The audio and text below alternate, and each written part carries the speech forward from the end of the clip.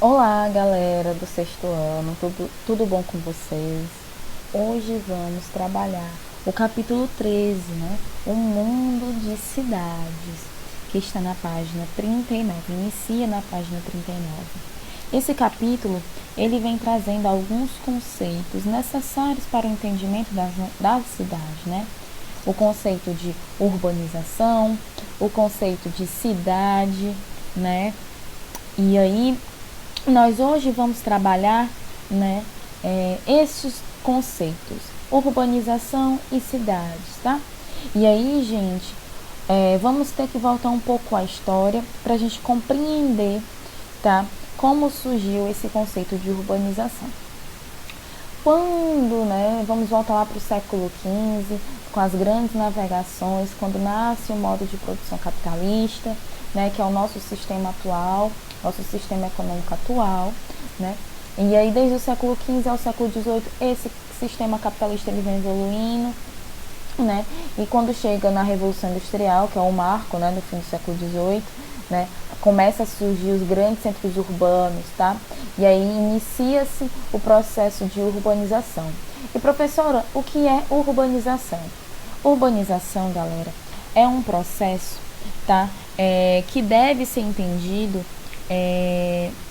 que quando o percentual de uma população, né, supera o percentual da população rural. Ou seja, quando tem uma migração do campo para a cidade e a população do meio urbano ela supera a população do meio rural. Tá? E aí no século XX, né, esse processo de urbanização ele começou a se espalhar pelo mundo. E aí no ano de 2008, né, a população mundial se tornou urbana. Aqui são alguns países, né, com as suas principais cidades que tiveram, né, esse êxodo rural e passaram por esse processo de urbanização e hoje são países, são cidades urbanas, como Londres, isso no século XX. Londres, Nova York, Paris, Berlim na Alemanha, Chicago nos Estados Unidos, Viena, Tóquio no Japão, Wuhan na China, Filadélfia nos Estados Unidos, São Petersburgo nos Estados Unidos. Então hoje a população é predominantemente urbana, tá? Tanto o Brasil ele é urbano também. Então 50% da humanidade mora nas cidades, né? Mora nesses conglomerados urbanos, tá certo? E aí a gente, né, tem que entender que isso aconteceu pós-revolução industrial, quando as máquinas entraram no processo evolutivo, né, produtivo, tá? E aí a população, essa imagem está mostrando a população da Inglaterra, né, de Londres, saindo do campo e migrando para o grande centro urbano, né, para a cidade. E aí como ficou a cidade, como a gente vê essa segregação espacial, né? Várias pessoas, como as cidades elas não tinham infraestrutura para receber essa quantidade de pessoas, começou a surgir favelas, né, que a gente chama de periferias hoje, dessas comunidades que não recebem tanta infraestrutura porque não tem tantas condições de se manter nesses grandes centros urbanos. E aí, gente, a cidade ela nasce, tá, quando o homem ele fica sedentário, tá? Então o homem ele nasce, ele acaba, né, se tornando sedentário, ele sai do nomadismo, ele começa a se tornar sedentário, se fixar num território, e aí surge uma cidade, tá?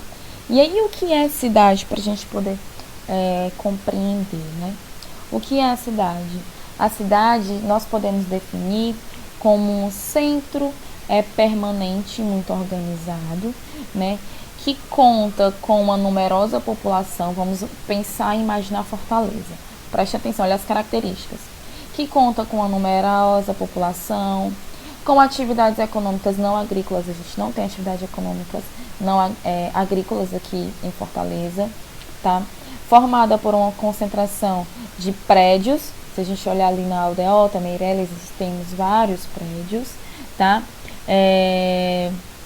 Esses prédios eles são ligados ou interligados por ruas, né, parques, praças, com serviços de transporte, como limpeza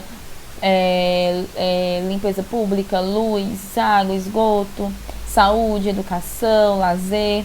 Então, os habitantes, né, aqui de Fortaleza, além disso tudo, eles exercem atividades econômicas terciárias, tá? Ou seja, de serviços, né, ou comércio. Por exemplo, eu sou professora, eu presto serviço à população, tá? Eu não trabalho com agricultura, eu não trabalho com indústria.